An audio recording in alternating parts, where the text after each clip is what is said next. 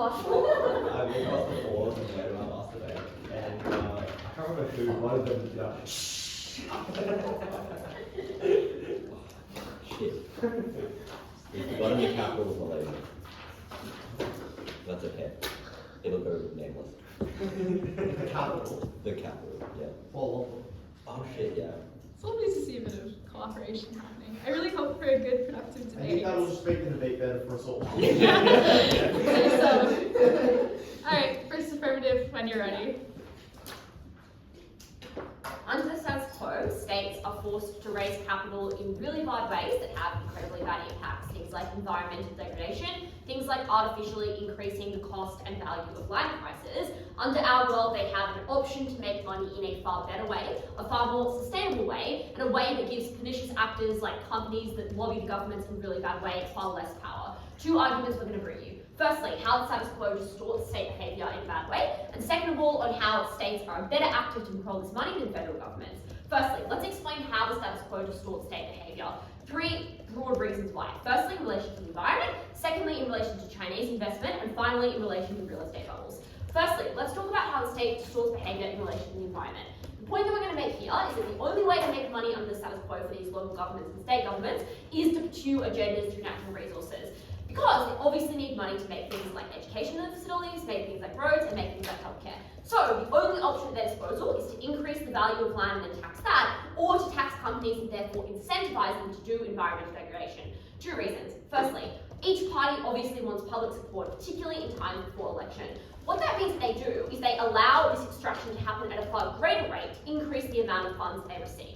Let's explain how they do that. Firstly, it's things like increasing the amount of environmental permits given out to particularly like mining companies to allow them to do more forms of mining so that they then get that tax money in return. Looks like things like being far more vulnerable to lobbying and stakeholders by those corporate firms.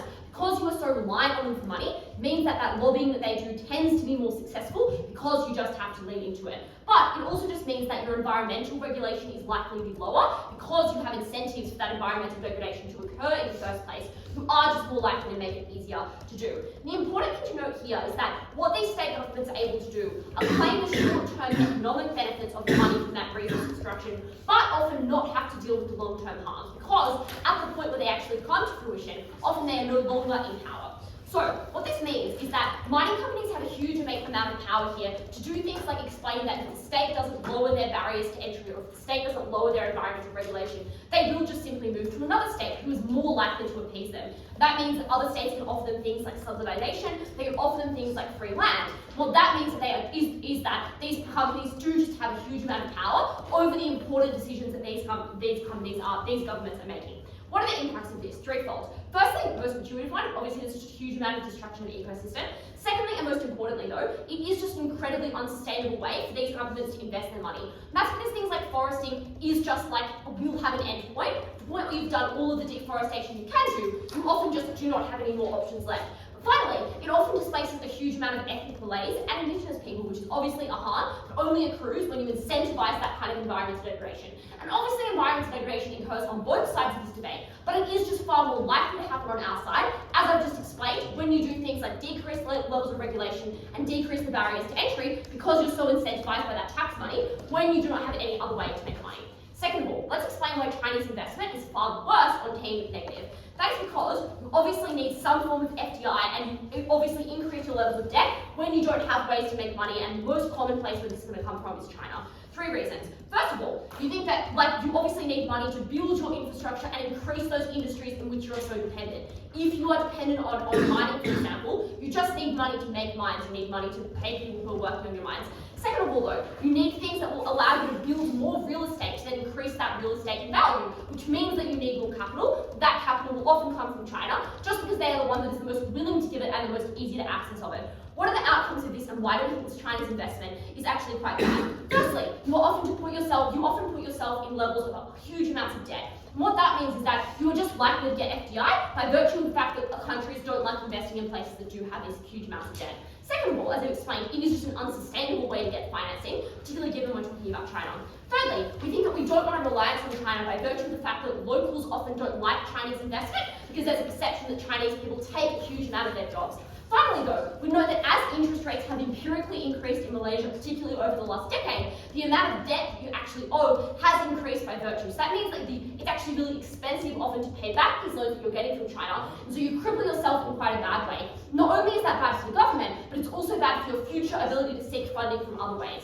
Finally, let's talk about real estate bubbles, because the argument we're going to make here is that there is an incentive only on the side negative to increase land tax by increasing the values of land. And that basically means there are two ways that they accumulate tax in this way. The first is things like stamp duty, which is that every time land is sold, you get a tax. But second of all, just tax being determined by the value of that asset, so there's incentives to increase the values of that asset. Why do we think this is true, and why do we think this is bad? Firstly, it gives a huge amount of power to developers, particularly places like construction companies, because they have also power similar to mining companies, just threatening to leave that area and do that construction somewhere else instead. Secondly though, it allows the government to speculate about the value of land in really bad ways. And that's for a few reasons. First of all, they do things like zoning restrictions, which artificially increase the value of land in certain areas and lock out a huge amount of constituents from actually accessing that.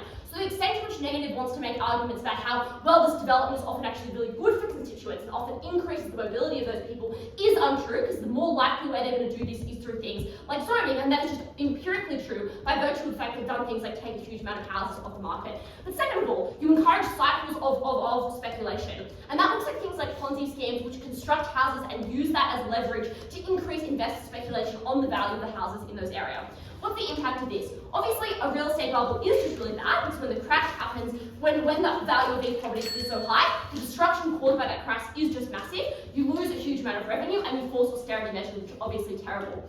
On the other side, at the end of this argument, income taxes just don't have any of these incentives, because the only way you make more income taxes is by individual constituents earning more money. That is obviously a benefit. And the extent to which they coexist, now at least these natural resource companies and land companies have less power than they otherwise would have. And that is obviously a benefit. We would far prefer the state government to have the power of their own income taxes rather than the federal government, which I'm going to explain now. Why do you think the state governments are actually better at doing these kind of things? The first thing we note is that the federal government is just incredibly corrupt. The One MDB campaign is just an excellent example of illustrating how the federal government in Malaysia is just really bad at dealing with sovereign wealth, for example. And so that is an empirical reason to believe that federal governments are bad. Secondly though, state governments are able to impose less blanket rules. And that means that the state government is able to determine which areas should have the best rates of income tax and not fuck over the most poor people in this debate. Thirdly though, it allows for specialisation of the specific excise tax and income taxes, which is obviously a benefit. But it also means that the state government can actually experiment more with different types of tax in the way that the federal government would never have the political power or capital to be able to do, because they obviously have to do what fits best style policy. So, what should you believe at the end of this speech? The first thing is that the status quo distorts state behaviour in incredibly pernicious ways. It means that they have to appease environmental actors and they have to appease corporate actors. That means that they're more likely to give in to their tendencies, which cause irreparable damage to the environment, but also just damage constituents in really bad ways. But secondly, the power that this gives to the federal government is just terrible, because the federal government is empirically corrupt, and state governments, even if some are better than others, on net they are better actors, and we would far rather this power fall to their hands. Side Negative is never going to be able to support that. We must win this debate.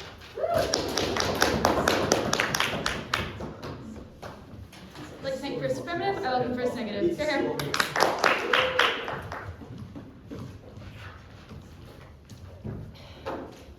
Activate the truck card.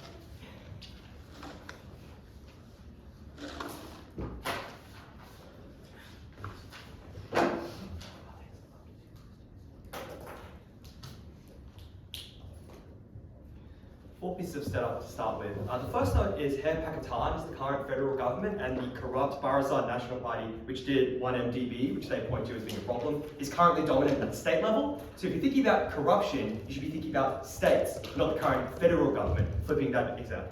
Second thing I want to note is state revenue at the moment is comprised 70% of, yes, land and the other taxes that they describe, which are not income taxes. But 30% is constitutionally protected redistribution of income taxes and excise taxes, which are collected at the federal level, meaning there are other sources for states to receive funding. Thirdly, we'd be happy to support increasing that constitutionally enshrined protection if necessary by just using that fiat to achieve this. Notably, the delta there is still we oppose double systems of taxation, where there are federal income taxes and state income taxes. We would just say some more of that federal money can go to the states in situations where that's necessary. Notably, that piece of setup dulls a lot of their material about how states are forced to raise revenue in bad ways, like especially their China material, especially their real estate material, completely falls afoul when you consider you can just deliver states money through other mechanisms which already exist, but just need to be slightly expanded. The final piece of setup I want to do is note that state income taxes still derive their income from the dominant industries in that area. So if they're concerned that forestry and stuff is too destructive, that is also where the income is generated. So the incentive to, raise property prices or kind of give out lots of licenses to clear land remains the same, because those are the things that will also generate the income tax. So those 4 pieces of setup should knock out a bunch of their material, but 1 piece of rebuttal and 2 arguments in this speech. First piece of rebuttal is going to be on the climate, 4 responses. Firstly, land clearing occurring specifically for the manipulation of tax incentives, as opposed to those just being extremely popular ventures. For instance, the palm oil industry in Malaysia is extremely fringe, i.e. the overwhelming profitability of these industries means they're likely still going to exist, and the state government is going to welcome them, whether or not you're forced to raise more of your revenue from land taxes or income taxes. Secondly, if their mechanism is we need to give states a release valve for income, I've just explained we can give that release valve to them in other ways. Thirdly, our state governments are very Malay dominated, not like the Malay people are being displaced, which is what their characterization seems to be. States are dominated, as I said, by Barisan Nasional, which is very anti-indigenous, very pro-land clearing, so unclear what the benefit is there. And finally, we point out their own mechanism, which is raising money is good politics, means the harm is symmetric, right? Like it's still profitable to do all the harmful things they say, and if it's good politics under our side, it's good politics under their side. That knocks out the majority of their case. 2 arguments in this speech. Firstly, on complexity. Secondly, on competition. Let's start with complexity. Why will the dual tax system that this side has to stand behind be overwhelmingly complex? 3 things to know. The first is, in their very best case, it just means a doubling of the tax load for each and every business or individual that operates within Malaysia. But we would point out, in the more realistic case, for the most important business ventures, it's more likely to be like tripling or quadrupling, for the reason that many large businesses in Malaysia operate across state boundaries and therefore need to manage different tax loads in each of those different kind of sources of revenue, as well as the federal system operating over the top. And that's not an insignificant burden. It means understanding each of those tax systems. It means understanding how to operate in it. It means physically filling out the forms, moving the funds. It means a serious expense for the businesses which operate there. Secondly, it's also harder to move between states when you're operating as a smaller business, we point out, and similarly it's hard to expand as a smaller business, where the cost of doing so is a massive upfront burden in dealing with the taxes which potentially face you. And thirdly, we point out that these taxes at the state level are actually most likely to be poorly crafted, most likely to be corrupt, not in part because of the Barisan Nasional stuff we've highlighted, but we'd also point out that just more structurally, it's much harder for each state in Malaysia to rely on as much information or as much expertise as the federal government can in crafting income tax policy for the whole country. States are just likely to be worse at doing it. The consequence of that is a substantial chill on business. That's for the reason that many other countries in the region share similar inputs, like Southeast Asian geography, a large labour force, a small but growing pool of educated people, not an uncommon fact pattern in the region. Meaning if you present this additional and fairly substantial bar to doing business in the region, you're much less likely to attract the foreign direct investment that this team says is so important. But we point out that even in their best case, where that FDI remains the same because Malaysia has a golden gun, it's going to be less efficient where it happens, for the reason that we've explained all these barriers exist. And we point out that even if this side comes back and says, oh, here is some mitigation, it's actually pretty marginal, small losses to efficiency growth and GDP growth compound rapidly over time. Like small changes to percentage of growth over like 10 years adds up to be a huge difference, right? Because it compounds. That's why this argument is so important.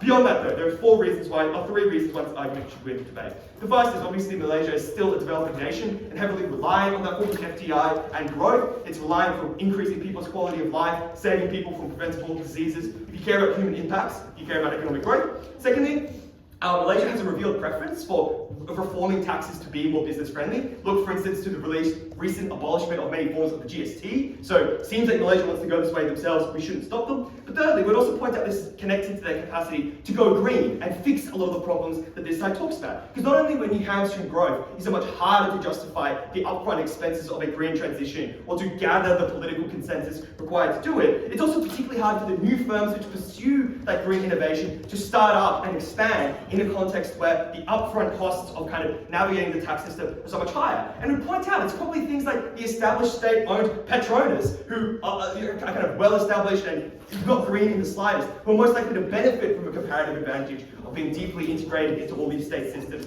as opposed to emergent but more nimble green firms. On the comparative, we have a single system, which is far less complex. We just redistribute funds where it's necessary. Clearly, we win on complexity.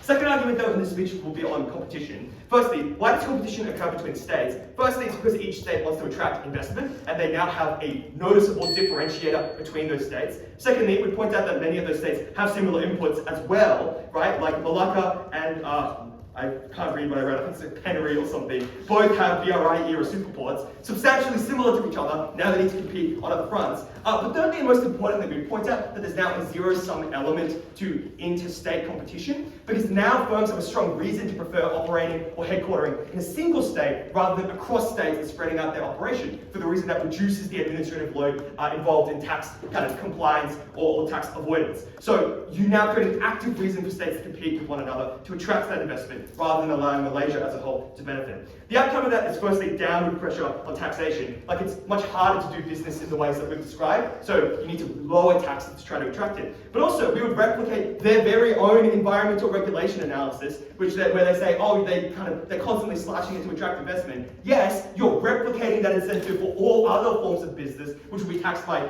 income taxes and excises, which are the things that currently the federal government only does. All the incentives to do that cross-state, now for everything else as well. And we point out that any incentive to lower taxes also applies to regulation. So if you care about cutting down on real estate, bubbles, if you care about dealing with the environment, it's not just tax which is a problem when states compete with each other. It's also stuff like regulation for the exact same reason. But even if you don't believe any of that, we point out that just having that inconsistency is bad. Like, there's a substantial amount of inequality between states. The federal government has the incentive and the capacity to tax the states and then redistribute it fairly well. They need to win multiple states to win the election. For instance, like in Australia, GST is collected primarily from WA and New South Wales, but primarily redistributed to states like South Australia and Tasmania. Generally, there's no reason for the government to not care about other people that need to win votes, whereas states have no incentive to care about one another. And it screws over the smaller states, who already have the least investment, are the most likely to need to lower their tax rate to attract it, and relax all the regulations that this team says are so important. For those reasons, round of applause.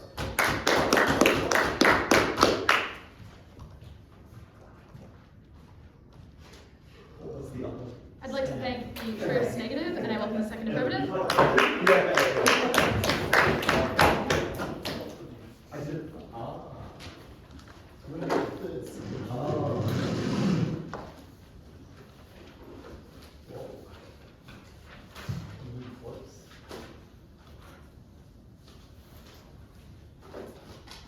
This is the second time now that I think that Dan has just misunderstood our model. Like, they seem to believe we have like a bizarre double taxation system which no other country in the world would do. Like, what? I think Bella relatively clearly explained that it's the state who decide the income tax rate now, and they can make it applicable or more specialized to their specific state rather than the federal government doing it. And we do it the exact same way that China does it, right? Like, China says the Beijing has an income tax rate of 45%, whereas its low income tax rate is in Shenzhen, where it's 15%. We think it's totally reasonable, but it's not where your place is headquartered, and it's not any double form of taxation, because we're only taxing the income once based on the state where that income has occurred. So I don't even think that this barriers to or complexity argument is like marginal, because it's like a little bit of extra bureaucracy. It's like genuinely purely nonsensical. It's just like not what we modeled. So I just don't think it applies at all in this debate. What actually does matter in this debate? First and most important thing is simply that the serious real estate bubbles that have been built up in Malaysia have genuinely devastated the Malaysian economy. When the Asian financial crisis hit Malaysia, it burst a lot of seriously speculative real estate prices, which genuinely set back a number of Malaysian states multiple years in terms of GDP, as they sluggishly begun to recover from the Asian financial crisis. And that is because a real estate bubble has four distinct harms, which easily makes it the most important question of this debate. First is because not just the state has lost a huge amount of income, it's no no longer making a lot of revenue based off land taxes which have collapsed, but it's because a lot of real estate activity has actively dried up, as no one wants to buy a new house. It means that these state governments that were previously super reliant on land taxes now just have to be bailed out by a federal government, which is having to bail out multiple states as the economy is going into a deep recession. It is incredibly difficult for the federal government to justify. But secondly, and that is why these state governments now do austerity, they have to cut back from things like education or healthcare because they have to shore up their finances. But secondly, it's because a huge amount of business activity just dies. The reason is because businesses just go bankrupt. They previously had a large amount of mortgages on their properties where they collateralized a lot of their actual real estate to be able to justify forms of investment. Now that real estate prices have collapsed because of these speculative bubbles, these businesses literally go bankrupt as they cannot pay back the bank and their real estate gets repossessed. But it's thirdly, because particularly in Asian countries like Malaysia, real estate is seen as a key pillar of social mobility. People invest in real estate under the expectation that these bubbles that these state governments have specifically constructed because of excessive real estate speculation, this is by far the highest profitability. What that means is when there is a real estate bubble that collapses or pops, you get severe poverty because people all of a sudden immediately lose an enormous amount of mobility as a huge percentage of their investments of the assets of their life, a huge percentage of the value of those assets just gets erased on the spot. And they struggle to liquidate that asset in useful ways. But lastly, it's because it chills out foreign direct investment in very significant ways. When a business looks at a state and says it is really expensive to invest in the property of that place at the moment, but also that there is a serious risk that my investment immediately loses a bunch of money, that is when businesses just don't opt to do this form of direct investment in the first place. And simply, this state government decision actively empowers speculation in very serious and very problematic ways. That is because they actively do things like zoning laws to constrict where certain forms of properties can be developed, to drive up land prices in specific regions to be able to make more money from land taxes. It's because they focus certain infrastructure in certain regions, often in urban centres, where they can maximise the amount of land value increases that can do to really drive up speculation in those regions and get these virtuous cycles. But lastly, it's because they often have very loose lending regulations of state-run Malaysian banks that are able to lend to these infrastructure projects, and particularly risky and with very high amounts of leverage in order to get this speculation on this land tax. We think this is a recipe for disaster that has literally impaired and led to significant poverty that wins us the debate in the first instance. Second way we win this debate is environmental concerns. I'm going to note they're purely mitigatory here. Dan has two pieces of mitigation. One, it's still profitable to do these sets of projects, which firstly is just uncomparative. There is substantial electoral pressure. That means that people on the ground who are now displaced due to the fact that this infrastructure project has damaged their farmland and they can no longer live in that community, those people are obviously upset and the government has incentives to cater towards them, but they currently do not listen to those people when they have such strong incentives to be able to make money from resource taxes. That is because of all the reasons that went unresponded to in Bella's speech, where she explained the tremendous amount of developer lobbying, tremendous amount of mining company lobbying, which was particularly essential to these companies that could not refuse a major mining company in their territory, which was threatening to move to another state and therefore avoid them of a key part of their income and their taxation because they were so dependent on these mining companies without other forms of revenue. It's because they needed this money to fulfill their political agenda when they had incredibly short-term incentives to accept that there would be environmental harm, but they had to shore up the budget in the short term in order to show voters that we have a surplus rather than a deficit. What that meant is that governments all the time, because they had no other forms of income, had to make decisions that led to significantly unsustainable policies that harm the environment of Malaysia into the long term. And that was not just a benefit because the environment itself got better, that we genuinely got great forms of biodiversity and less suffering of the environment, but it is because some of the least politically powerful individuals are the ones who are displaced. They are the ones that mining companies established in regions far too close to local waterways that leads to lead poisoning into their communities. But it is because, lastly, that this is an unsustainable practice. It is eventually going to come crumbling down as mining in Malaysia just is finite, which means that in the short term this policy might be working out, but in the long term you are setting yourself up for a tremendous amount of loss where you're going to need to recuperate this income from somewhere else. Second is a question that they say, the federal government will spend the money better. We think states are much more likely to spend the money in better ways. The key argument here is that there's going to be a race to the bottom where you have to compete against another state, and this means that you have the lowest prices. Untrue for two broad reasons. The first is because some regions have significant labour oversupply, think Kuala Lumpur, whereas some other regions actually have severe labour shortages, and they shape their income tax in order to cater or attract more people people, or the inverse where there is a significant labour oversupply. And in the exact same way that Beijing is 45% income rate, whereas Shenzhen is 15%. This makes a lot of sense for certain states that don't have an actual race to the bottom. But even if you didn't believe that, because there's different amounts of labour in different amounts of states, it's because states often have strong captured buffers. For instance, all the government buildings and administrative facilities are in the capital, which means that people that work there need to be there regardless, which means that the capital doesn't have as much pressure to race to the bottom as other forms of states. But in the same way that other states that have established electronics plants or car part plants, the infrastructure exists there and you cannot just choose to work in another state. It doesn't work like that. But the last thing to point out here is, even if this is true that there will be a degree of a race to the bottom, we say that is a good thing. At long last, there are states in Malaysia that are currently so dependent on mining because they have literally no other capacity to begin to attract other forms of talents. They have no capacity to begin to attract electronic vehicle parts to be able to utilize the fact that Vietnam is producing a lot of electronic vehicles because they do not have control over their income tax rate. They cannot incentivize more people to actually begin to set up these other forms of industries, to begin to diversify their economies away, because they do not have this power. We think we have a less blanket policy that genuinely allows states to specialize and make this decision in the interest of their constituents. We think that is a benefit. The last is because they seem to think that corruption occurs within parties, as if corruption occurs just specifically due to a series of individuals. We think that the federal government systemically is corrupt, and that is because the federal structure and culture allows for far less transparency and has far greater centralization. That's how you get the rating of the sovereign wealth fund. So when certain individuals cannot be held to democratic account, there is not enough visibility on how much power those individuals have. So we get less corruption, we actually get better efficiency of state spending under our side as well. I'd like to thank the second affirmative. I welcome the second negative. Hear, hear.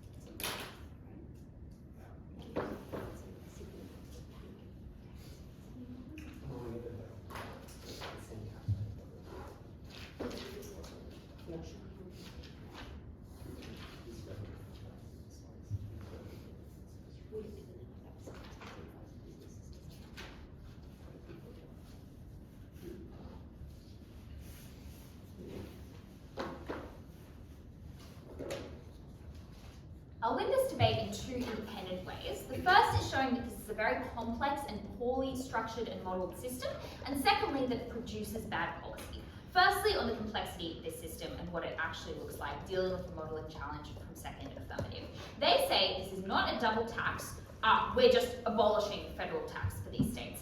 And that is terrible for their case because they are drastically impoverishing the federal government, who does incredibly important services, who is able to redistribute money, who controls things like defence. That federal government now has a vastly smaller budget every single year, and that means that millions of Malaysians are just significantly poorer than they would be otherwise, that the service they access are worse quality. That is devastating. I think that loses the debate overall. But secondly, it also means that they just cannot give states as much money as they would otherwise in terms of redistribution. But I would note, secondly, that while that nixes their benefit, it doesn't nix ours, because this is still a very complex system. Even if you are not doubly taxing people, you still have way more tax systems that businesses have to navigate. It still chills out businesses from entering those states who are likely to be particularly risk averse, who, as we explained to Little Response, don't have a reason to enter many different states, given that Malaysia doesn't have a huge amount to offer them, given that business investment is still zero sum. So it's incredibly unclear that that is a valuable thing for them. And I note the complexity of that system, which we point out to very little response, other than the claim, well, we're not doubly taxing people,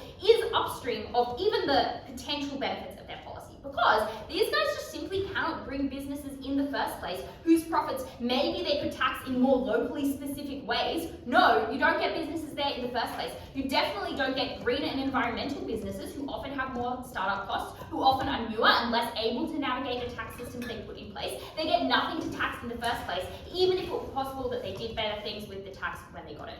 Secondly then, why you produce worse policy. And the first thing I'm going to do is deal with their initial push, which is just that in the absence of this policy, states turn to other sources of revenue. And this argument is very well impacted, but if you look closely, it's really analytically thin. The structure of this argument is X bad thing is profitable, Y good thing is profitable. If you have Y, then you won't do X. And this means that each impact of this argument is beset by largely the same problems of symmetry. So I'm going to deal firstly with the responses that apply to all of their arguments about Chinese investment, about the environment, about land. And those responses are firstly that those things are just super profitable regardless. It's incredibly unclear that people stop deforesting when deforestation gives you a huge amount of money, even if you have some other ways to make money. And I know that the affirmative team explains why those things are politically popular and doesn't tell me why that political popularity will change. But secondly, because if the problem is money, A, the federal government can redistribute money, B, we can counter-fiat more of that redistribution, and C, the model change from second affirmative means that the federal government has way less money to redistribute on their side. Secondly then, going through those impacts one by one, firstly on resource extraction, in addition to all the symmetry stuff, I'll add a few other responses, which are number one, that environmental problems that Malaysia is beset with are often not controlled by like state decisions in a lot of cases. Like obviously deforestation is to a large extent, but also things like coastal reclamation projects, which individual states don't have a huge part over, are a huge part of what is destroying Malaysian water quality, and it's very unclear that that changes under their model, which is destroying mangroves, which destroys animal and marine life. But I note secondly that it's way easier to turn to green and renewable technologies and industries when you actually have the money to fund them in the first place. Secondly, they say, will you rely more on Chinese investment? Again, vulnerable to the symmetry stuff. But a few other responses. One, they never prove that that is a harm. I think Chinese investment is pretty good. It's not usually loans, as they say, and they don't give you any reason to be skeptical of the BRI or skeptical of other kinds of projects. I think China cares about geopolitical stability, it cares about good relationships with its neighbours, and hugely the BRI projects are mutually beneficial in like most cases. Debt trap stuff is not proven by them, nor is it true empirically in the real world. But I note secondly that they're giving all the analysis as to why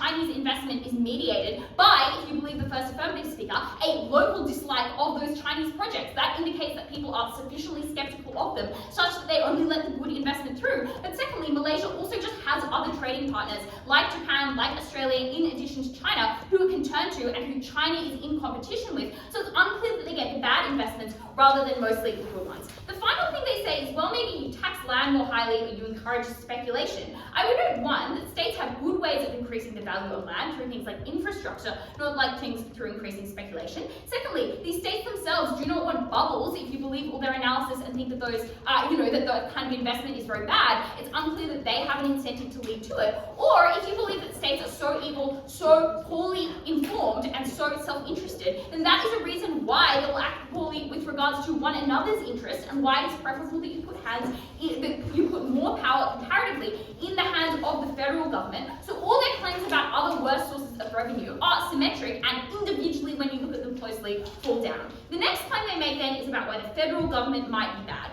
The first claim they make is about corruption. Dan flips this through pointing out some empirical facts, but they say at second speaker, well, I guess there's systemic corruption, no reason why, and obviously intuition points you in the other direction, which is people care way more about corruption that goes on at a federal level than at local or state level. It is more exciting, there's more media spotlight on it, and it is just much much easier to keep in check through the media one government rather than 13. If you are empowering all of those 13 state governments, that is much harder to control. Clearly, corruption is a worse level where it occurs with fewer eyeballs on it and where there are more opportunities for that corruption to take place, which is where you have multiple empowered governments rather than one. Secondly, they say you have less knowledge and specificity. That is not a problem. The federal government can hire experts. It has access to more information about the states that it is controlling, and multi-million-dollar businesses exist to advise the federal government in its crafting of tax policy. But I would note thirdly, specificity is often bad because wealthy states might have knowledge about other problems going on in their society or in other states, but they have no incentive to redistribute money, they have no incentive to mean that businesses go into all states equally, which a federal government has, yes, not a perfect incentive to do that, but better than states who are only focused on their own interests. So having more knowledge of your own local conditions doesn't mean you do things that are good for the average Malaysian citizen. It just means that rich states do things that are good for rich states.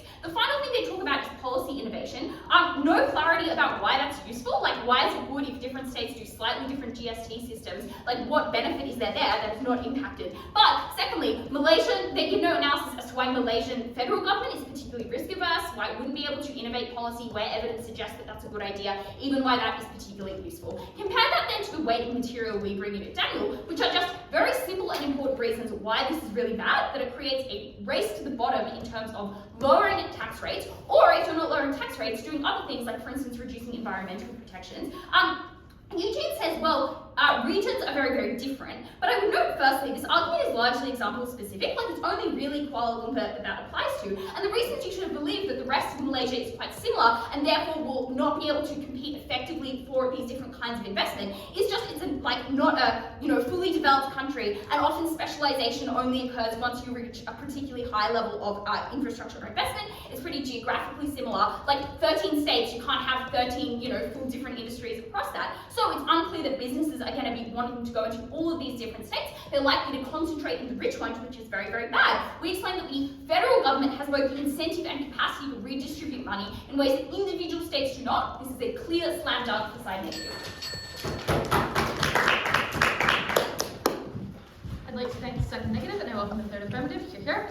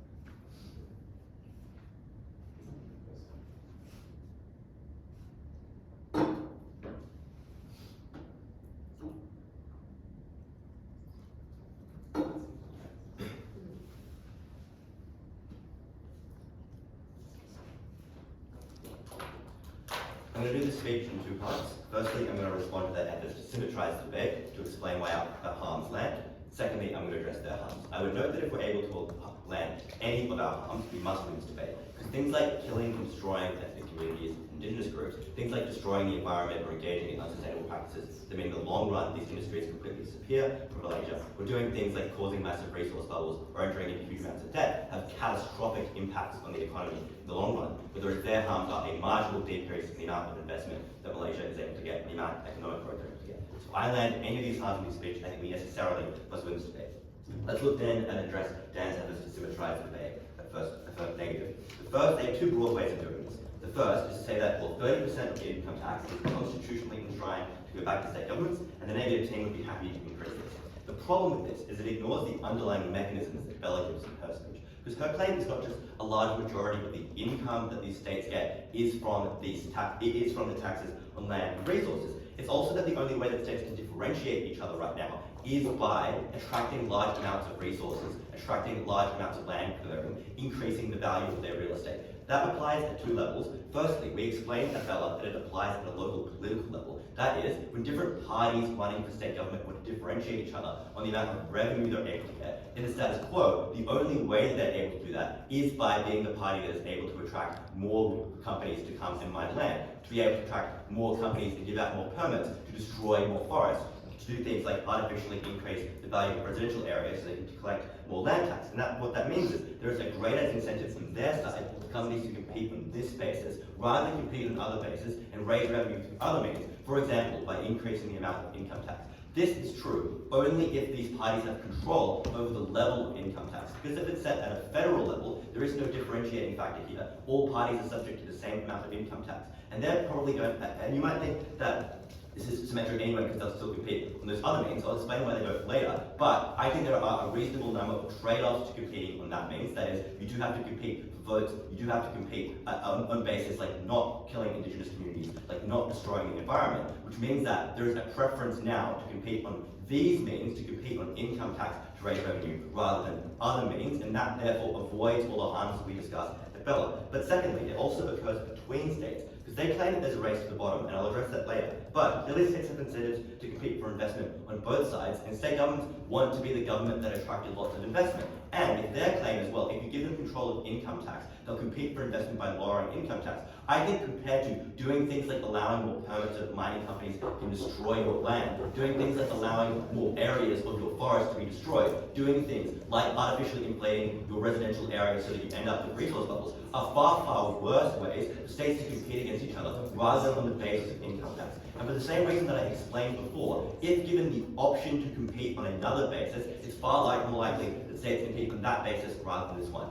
Because competing with other states on the basis of income tax doesn't come with huge political trade-offs, like we explained to you, competing on this basis does. You don't have to displace indigenous communities to do it. You don't have to destroy the environment to do it. You don't have to risk being the party that causes a housing bubble to do it, which explains to you why, if there is going to be competition between parties, we ought to allow states to control. And importantly, all of this analysis explains to you why just saying, well, the federal government redistributes things, that solves the problem, isn't true. Because our analysis at Bella was not just about income. It was about the differentiating factor that this enables companies, state governments to have. We uniquely have that only when state governments have the control of the level of income tax, which requires them to be the ones setting it and not the federal government. The second effort to symmetricize things is that, well, if this stuff is good politics, there'll be good politics on both sides. I've kind of explained this integrated throughout the previous responses, but I just think this is not necessarily true. This is what parties would do. In fact, I think the reason probably why the parties that are in power in state governments are the parties that don't care about ethnic Malays, that are happy to displace indigenous communities. It's probably because the only party that can be successful at a state level is one that is willing to do things like environmental destruction,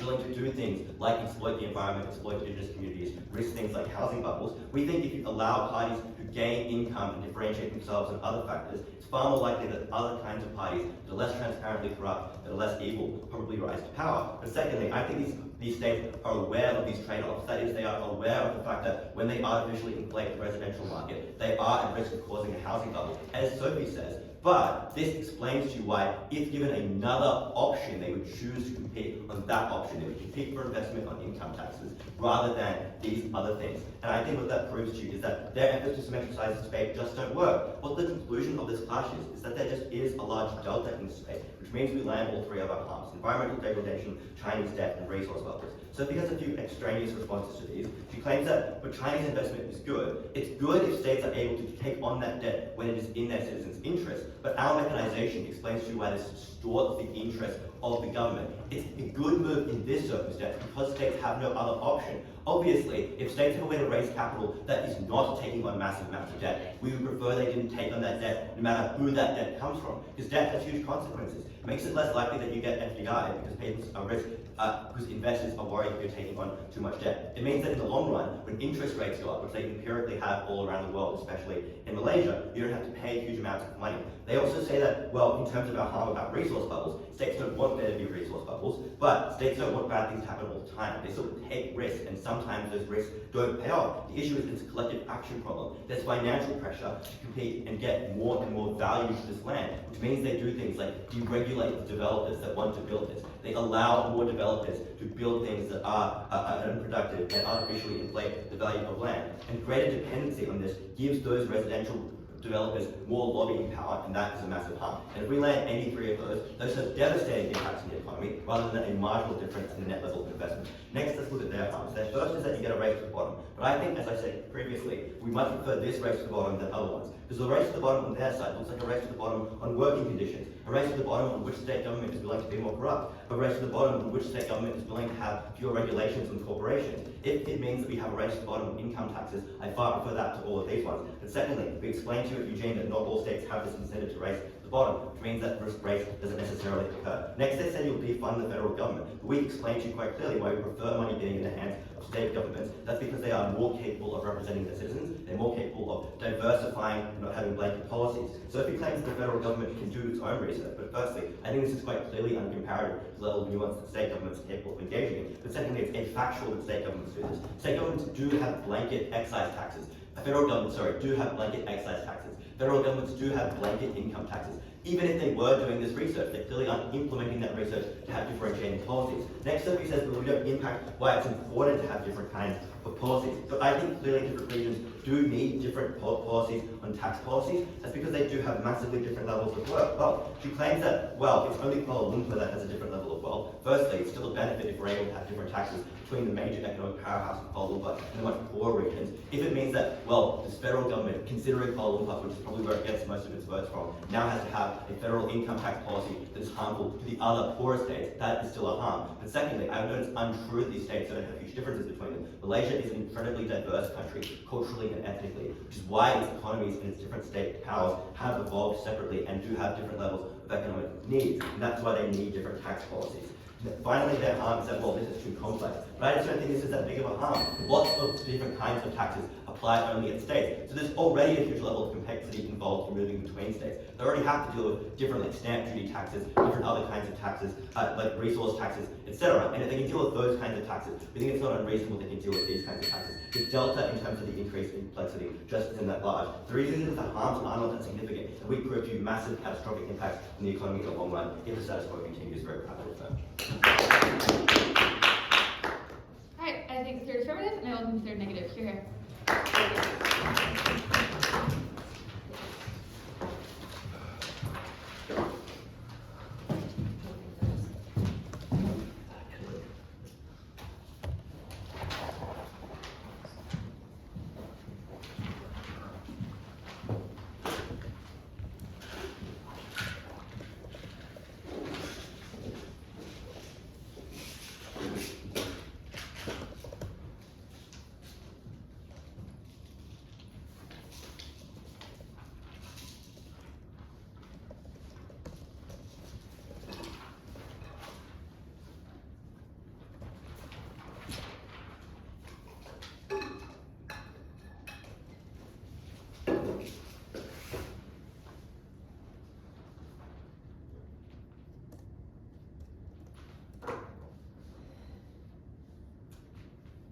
Fastest way for us to win the debate is just to explain that side affirmative doesn't solve the three problems they identify in first affirmative and therefore cannot win. And the easiest way to demonstrate that is just to point out that this team at times wants you to believe that the things they identify are so intuitively and obviously bad that they're debate-winning harms, but then at other points in time wants you to believe that state governments are extremely good and rational actors, yet cannot reconcile why they engage in policy that is clearly against their own rational interests by this team's own characterization, which is why their case is already falling apart.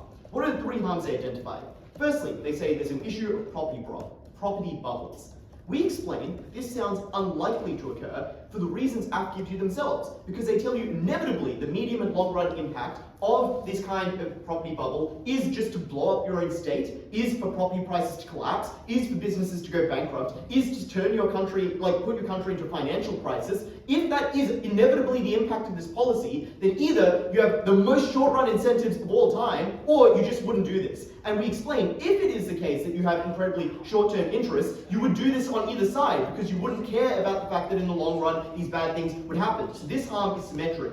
But additionally, we explain that there are just alternatives, even if your revenue is based on property values, for increasing property values without causing property bubbles. For example, you could do things like build infrastructure that makes property genuinely more valuable in your state. You could do things like develop your economy so more people move there and there is more demand for your property. None of that required unsustainable forms of increase in property value and would in fact provide a sustainable base for taxation, which is why land taxes are some of the least distortionary forms of taxes. And just read some textbooks on Georgism and how based it is.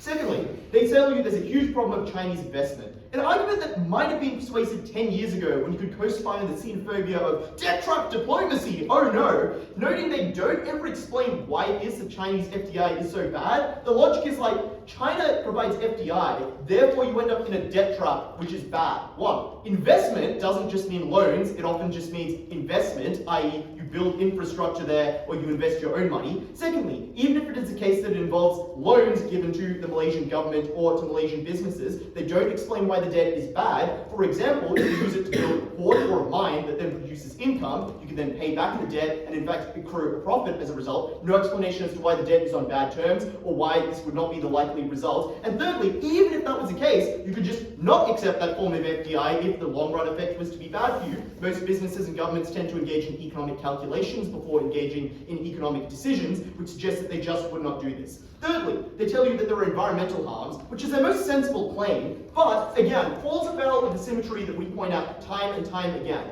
Because if it is the case that it is deeply profitable to engage in things like deforestation, then you would just engage in it on both sides. And if it was not profitable, you would not engage in it. And we explained to you that their own incentives, of governments always have incentives to juice the electorate for elections with free cash, explains why even if you had other sources of income, you'd always want more income than that, which is why you'd always engage in deforestation, so you could always juice the electorate. We get that very same incentive explained when they say, well, states differentiate from each other on the basis of the taxes that aren't federal. Yeah, which is why parties would always be the ones who'd say, we do more deforestation, so we give more money to the residents of our state, which they themselves concede when they say this, that is the reason when they concede, states fight over doing more deforestation because it is electorally popular. They suggest ludicrously the comparative is states competing on killing fewer indigenous people. If people cared about that, they would compete on it right now. The fact that they don't is a real preference that people care more about the money that deforestation gives them than they do about the negative impacts that this team themselves identifies.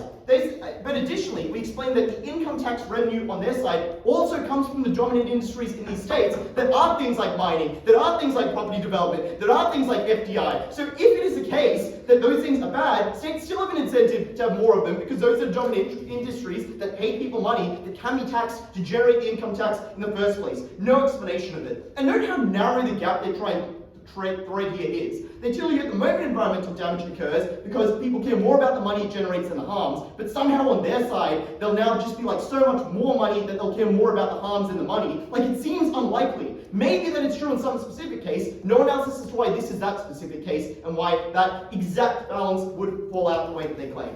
So, at the end of this, what we explain to you is it's unclear that these problems exist, and to the extent that they do, this team provides no solution to ever getting them. So this team already out. Two other ways we win the debate. Second way, we explain that the harm of competition means that they don't even get their solution in the first place, because they rely on generating alternate taxation streams to displace the taxation that occurs through bad means. But we say that those streams will not eventuate. Why? Because we explain that the compliance burden they place on businesses by generating 13 different tax jurisdictions instead of one federal tax jurisdiction means that businesses are far more likely to want to operate only in one state to minimize the compliance burden rather than operating across Malaysia, which suddenly makes attracting businesses a zero-sum proposition. Because if a business comes to your state, it's not going to another state and vice versa. that means that suddenly states have a much more exaggerated incentive to compete against each other for business in a way that is different from the status quo, which is why the race to the bottom argument is exactly different between both sides. And we importantly point out it doesn't just apply to tax, which knocks out that third affirmative response of it's better to compete on tax than on conditions. No, you push down taxes, you push down conditions, you push down permits, all of those things become so much worse. So we explain the likely impact of this policy is not just that you can't generate much revenue because you have to constantly lower taxes in order to attract businesses and then lower them again when other states respond in kind. You also need to offer out more logging permits. You also need to lower worker protections. You also need to push down the minimum wage. So things get much worse for everyone involved. And even if you believe this gives them some money, because probably the tax rate doesn't get pushed down to zero, is the additional money enough to justify the additional environmental damage they allow, the additional harms to workers they allow? It seems deeply unlikely. And that is on top of them not even solving the problems should they get that money successfully in the first place. Lastly, we win the debate for a third time by weighing up a series of devastating economic harms that are likely to accrue. The first one is, we just point out this literally impoverishes the federal government. Think about a country like Australia. 80% of taxation revenue comes from income tax. They now no longer allow the federal government to have income tax. It all goes to the states. How do you pay for defense? How do you pay for economic development? How do you pay for redistribution, considering states like Johor are like 5 times poorer than states like Malacca? Obviously, the poorest states get screwed in this country, in this model. Maybe rich states make out okay because they can still attract business. No explanation as to how the poorest Malaysians are looked after at all. Immediately debate losing. But secondly, we point out the complexity they add just drives off investment. Look at something like the Income Tax Assessment Act in Australia. It's 7,000 pages of compliance you need to deal with. And this is a relatively modern state that has put a lot of work into making the tax code simpler. Think about 13 jurisdictions, all with their own income tax acts, all with different forms of assessment. Like, as Dan is fond of saying, kilometers are comprised of centimeters, and this team runs up miles of red tape and immediately wraps up all business and means that you do not get the kinds of GDP growth that allows you to invest in better renewable technology, that allows you to avoid things like preventable disease. And importantly, we explain in particular, the firms least affected by compliance burdens are things like state-owned firms like Malaysia's oil company, Petronas, which continues polluting. It's new entrants to the market that want to set up solar, that want to set up wind, that want to set up alternates to the incumbent players. Those are the ones that are prevented from engaging in that form of investment. That is exactly the harms they accrue. We also explain just in general the federal government is obviously the better actor. It's run by a non-corrupt party, like the only non-Barisan Nasional government, and obviously there's far more scrutiny there. This was a team of false problems with false solutions that impoverished Malaysia and entrenched incumbent corrupt players. We were so proud to negate. Let's finish the third negative, and I welcome negative reply. Go ahead.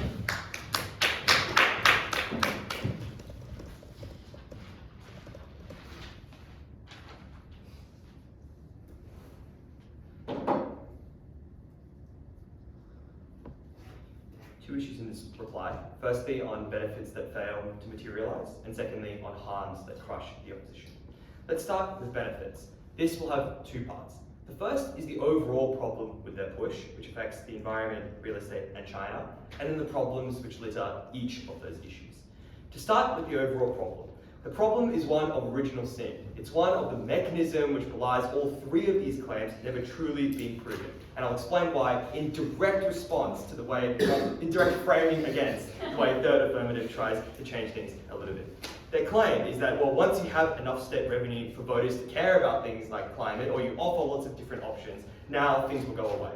But we explained right from first that 30% of the revenue of states comes from the federal government. So while states now have income tax that they can generate themselves, you no longer have money from the federal government, which creates a shortfall which doesn't then achieve the level of tax revenue for states which allows their benefit to accrue. Secondly, there are other means of differentiation where they're like, well, states can now compete on income tax rather than other things. We explain are still directly connected to the destructive things that they say are so bad. That is to increase revenue for the firms that you want to attract, or to increase revenue for your wealthy donors. You still give them the permits and give them the zoning rules that they want, and they give you no reason to think that it's only income tax which would make the difference.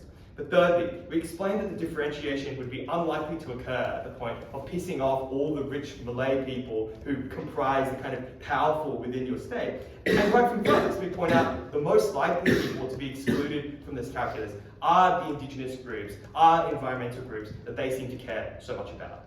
So before we even get into any of the granularity or some of the confusing elements of this debate, this team trips over themselves before they get out the starting block.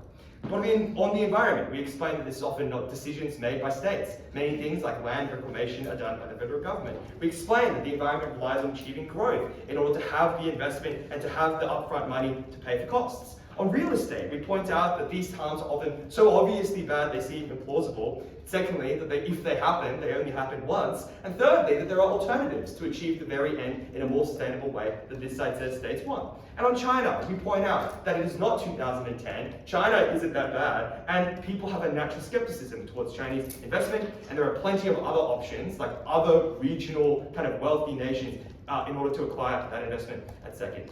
The sum of all the benefits this team tries to claim is a lot of truly beautiful impacting, but a lack of the groundwork to make any of them actually materialize. Where does the debate really happen? It happens on the harms that we describe. The first is complexity, which I would note stands completely outside any confusion about what states will use to try to differentiate themselves from one another. No matter what that is, the tax code is more complex. We point out that this means it is harder to expand businesses across state lines, that it is harder to draw on multiple states' inputs under one business, that this slows the growth of companies that want to draw upon multiple steps in the supply chain, and that those companies are likely to go elsewhere. Obviously, this isn't an active debate, but it means you miss out on the best opportunities. It means that you slow down growth in a way that compounds. It means Patronus beats out any smaller new upstarts and you entrench the current status quo. All of those harms on their own are clearly the most well proven, though this team flippantly says tax codes don't matter, and clearly other things which take the debate. But even beyond that, we have a final way to win this debate, which again stands outside the way that states make decisions. We explain that when you impoverish the federal government, it's much harder to engage in systems of redistribution. That maybe Kuala Lumpur gets on just fine, but the poorest Malaysians who live in the poorest states now have very little revenue to rely on, which not only has a human cost, but also means these are the states which slash environmental regulations. These are the states which offer permits to anyone and zone housing irresponsibly because they exist in a situation of desperation, one which is entirely the creation of the affirmative team. Proud to oppose. I'd like to thank the negative reply speaker, and I welcome the affirmative reply speaker. Here, here.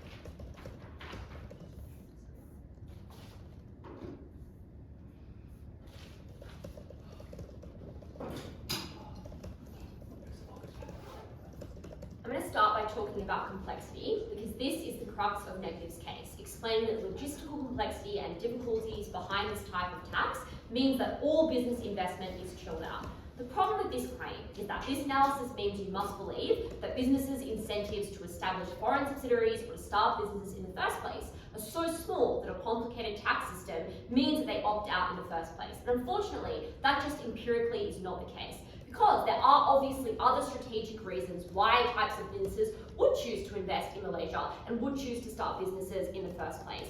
Probably because they care about diversity of investment and they care about diversity of businesses. But also, if you're to believe that side's model, you should also believe that no companies would have incentives to invest in China, who also have a similar tax system.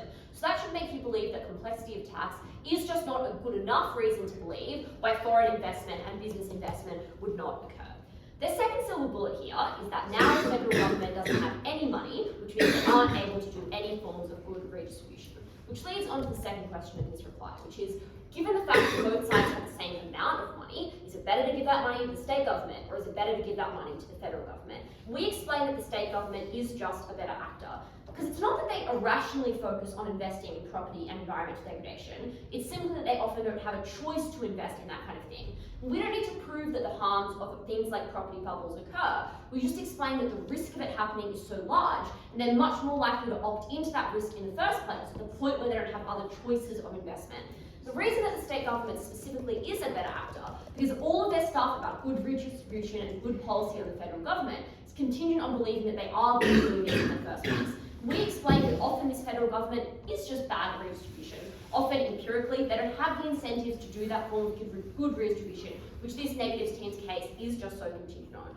We explained that state governments do understand their populaces better. More importantly, even if those state governments are corrupt, they are just easier to dismantle. Because even if the current federal government in federal government is not corrupt, the system itself is just harder to attack at the point where that corruption occurs. So, state government does not need to be a perfect actor, but it probably is a better actor, and at the point where it's a bad one, it is just easier to take out.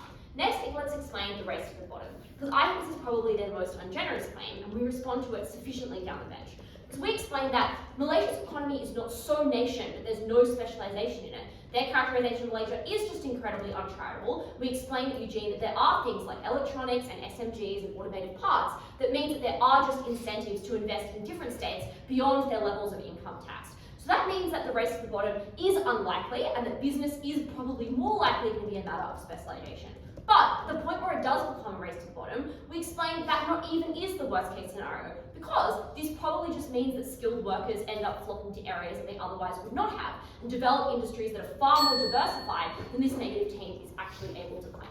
Let's finally talk about environment, because their claim here is just that environmentally bad investment is always going to be the most lucrative form of investment because it yields such high returns. And the problem with that claim is simply, as we explained, that it is just deeply uncomparative. Because of course environmental degradation occurs on both sides of this debate, but on their side, the incentives to do it are just so much higher because it is literally the only way in which you can get your money. So maybe we have to cop some forms of environmental degradation, but the extent to which they have to cop it, the scale of harm that that copping accrues, is just so much bigger on their side. You have no incentive to diversify your industry at the point where the only place you can get money is environmental degradation, and I don't think this team ever sufficiently responds to that. We explained that the state government is someone that we'd much rather have the money if both governments had the same access to capital. We explained that complexity is not a good enough reason to not implement this type of model because businesses are just quite good at getting around it. We explained that the environment is far worse on their side, therefore we must win this debate. Thank you everyone for the debate. Please get out across the board, shake hands and head out.